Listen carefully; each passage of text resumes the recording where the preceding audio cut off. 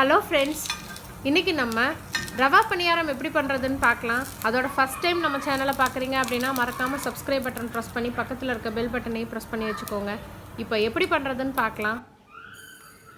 1 cup அளவுக்கு வெள்ளை ரவை எடுத்துக்கோங்க. இது வறுத்த ரவை. இதில் ரவைக்கு தேவையான அளவுக்கு உப்பு சேர்த்துக்கலாம். 1 கப் ரவைக்கு 1 கப் அளவுள்ள கெட்டியான தயிர் எடுத்து மிக்ஸ் பண்ணி எல்லாத்தையுமே அரை மணி நேரம் ஊற வைக்கணும். எனக்கு மோரே நல்லா திக்காக கிடைக்கும், அதனால் நான் மோர் போட்டிருக்கேன். நீங்கள் கெட்டியான தயிர் புளிப்பில்லாதான் சேர்த்துக்கோங்க. இது ஊறட்டும். இப்போ வதக்கறதுக்கு தேவையான காய்கறி எல்லாம் கட் பண்ணி வச்சாச்சு. அரை மணி நேரத்துக்கு அப்புறம் பாருங்கள், நம்ம ஊற்றி வச்ச தயிர் எல்லாமே ரவை நல்லா உள்ளே இழுத்து கெட்டியாகிடுச்சு. இப்போ நம்ம தாளிப்பு பொருட்களை சேர்த்துக்கலாம்.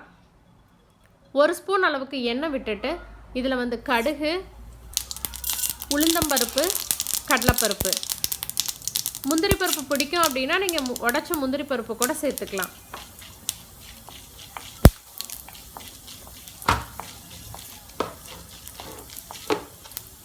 பருப்பு பொன்னிறம் ஆனதும் ஒரு பச்சை மிளகாயை ரவுண்டாக கட் பண்ணி வச்சுருக்கேன். அது கூட சின்னதாக ஒரு துண்டு இஞ்சியும் பொடியாக நறுக்கி வச்சுருக்கேன். ரெண்டையுமே வதக்கி விட்டுக்கலாம்.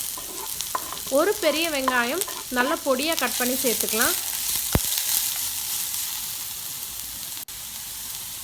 வெங்காயம் வதங்கறதுக்கு லைட்டாக உப்பு போட்டுக்கோங்க. இப்போ ஸ்டவ்வை ஆஃப் பண்ணிவிட்டு நம்ம திருவி வச்சுருக்க கேரட், கொஞ்சமாக தேங்காய் துருவல், அதுக்கப்புறமா கொத்தமல்லி இலை சேர்த்துக்கலாம். உங்களுக்கு கருவேப்பிலை பிடிக்கும் அப்படின்னா நீங்கள் அதுவும் பயன்படுத்திக்கலாம். ஸ்டவ்வை ஆஃப் பண்ணிவிட்டு இது எல்லாத்தையுமே கலந்து விட்டுட்டு நல்லா ஆற வச்சு நம்ம ரவையில் கலந்துக்கலாம்.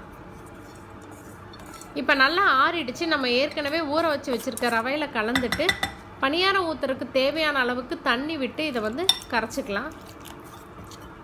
ரொம்பவும் தண்ணியாட்டம் இருக்கக்கூடாது, ரொம்பவும் திக்காக இருக்க வேண்டாம். இந்த அளவுக்கு இருந்தது அப்படின்னா சரியாக இருக்கும்.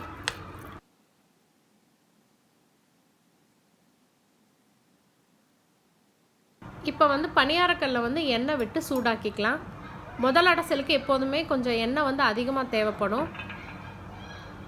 இதில் ஒரு பிஞ்ச் அளவுக்கு பேக்கிங் சோடா சேர்த்துக்கிட்டோம் அப்படின்னா நல்லா உப்பெல்லாம் வரும். உங்களுக்கு விருப்பம் இல்லை அப்படின்னா நீங்கள் சேர்த்த வேண்டாம், அப்படியே போட்டுக்கலாம்.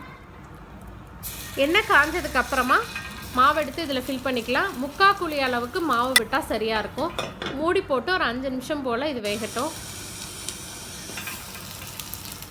இப்போ லைட்டாக நம்ம ஒவ்வொரு பக்கமும் திருப்பி விட்டுக்கலாம்.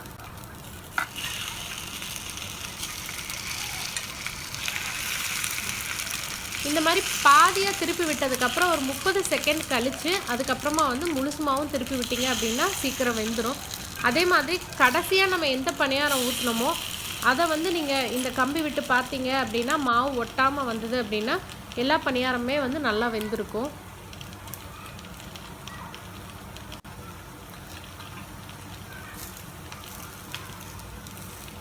இது நீங்கள் பிரேக்ஃபாஸ்ட்டுக்கு வச்சுக்கலாம், டின்னருக்கு வச்சுக்கலாம். டேஸ்ட் ரொம்பவே நல்லாயிருக்கும். ஈஸியாகவும் நம்ம செஞ்சு முடிச்சிடலாம் மாவு இல்லாத அன்னைக்கு. கண்டிப்பாக நீங்களும் இந்த பணியாரத்தை ட்ரை பண்ணி பாருங்கள். வீடியோ பிடிச்சிருந்தது அப்படின்னா உங்கள் ஃப்ரெண்ட்ஸ் எல்லாத்துக்கும் ஷேர் பண்ணுங்கள், லைக் பண்ணுங்கள், கமெண்ட் பண்ணுங்கள். தேங்க்யூ.